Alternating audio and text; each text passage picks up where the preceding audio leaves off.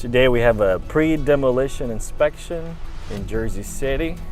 That is right by the Hudson, right next to New York City.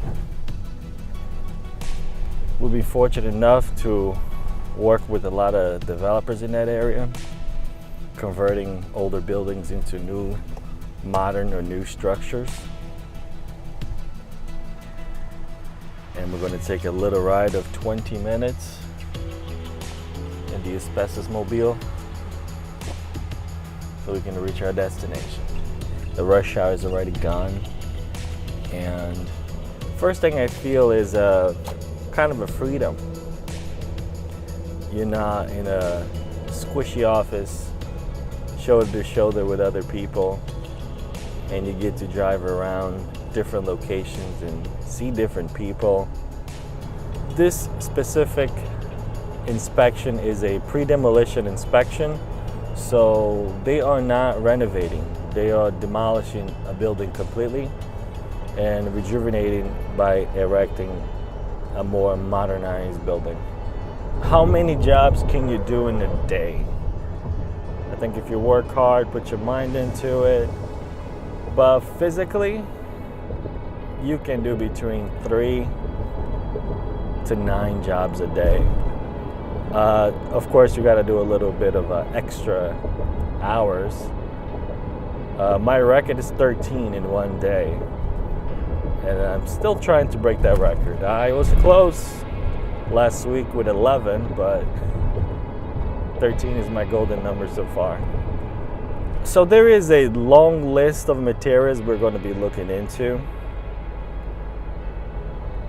There's a rule of thumb. They say everything contains asbestos if it's built before 1980.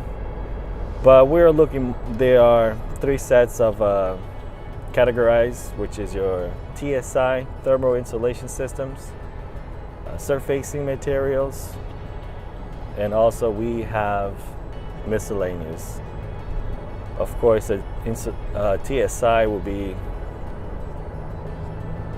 any type of thermal insulation around pipes, duct, and other methods of insulating air through the house.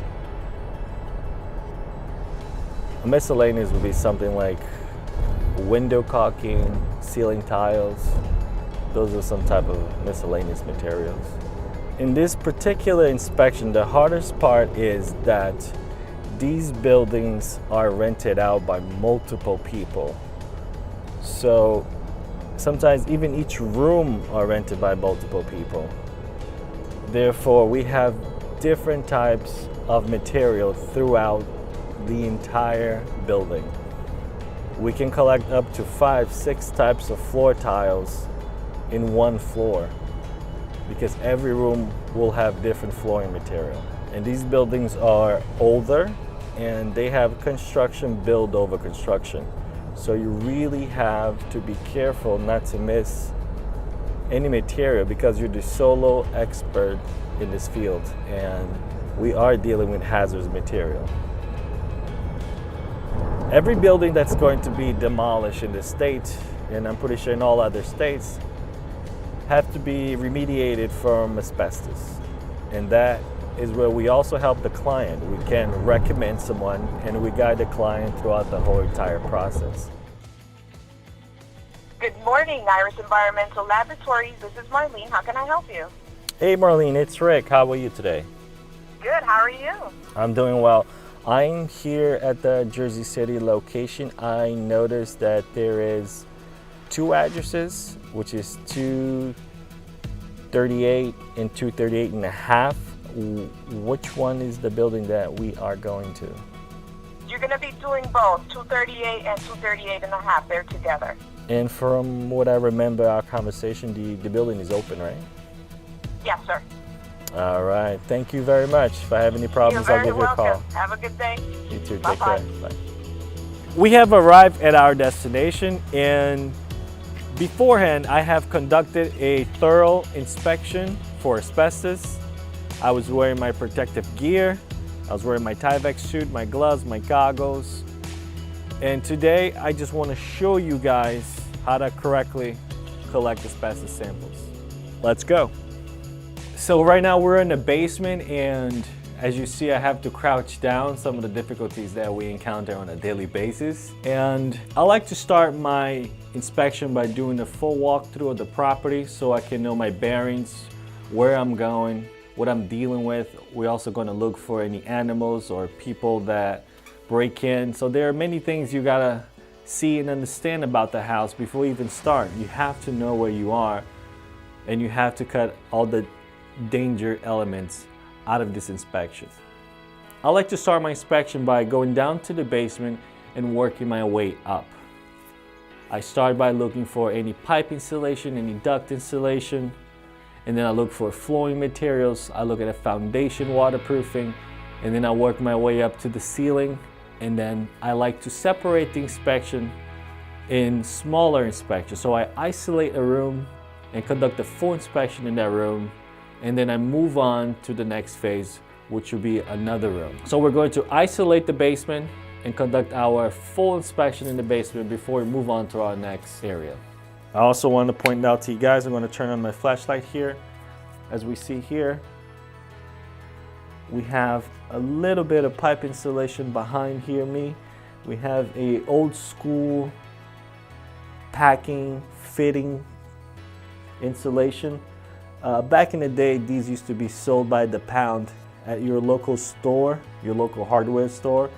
And we used to mix it with water and just pack it and put it right in there on the fitting of the pipe insulation. And then over here, you have your regular aerosol, which is a corrugated paper that is stuffed with asbestos. And we also have the breeching, is where the exhaust touches the chimney, also called flue packing. And we always look for crawl spaces, or if the basement is a finished basement, we look for any openings, any boxes for old wiring. There's many materials that could be in the basement. Now that we finished our basement, we are moving on up to our first floor, and we are still looking for the same materials, thermal insulation systems, surfacing materials, and also miscellaneous materials.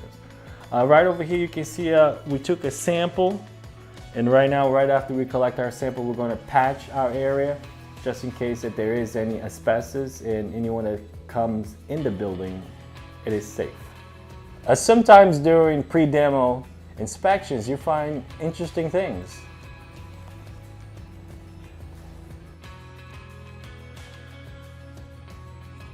Moving on to the second floor, we're going to look for materials such as sheetrock, plaster, flooring, adhesive, glues, or any pipe that could run in closets, baseboards. There are numerous of materials that you can find within a confined space. So be careful and always look for multiple layers. Now we're working on the exterior of the building. I usually start off with the roof.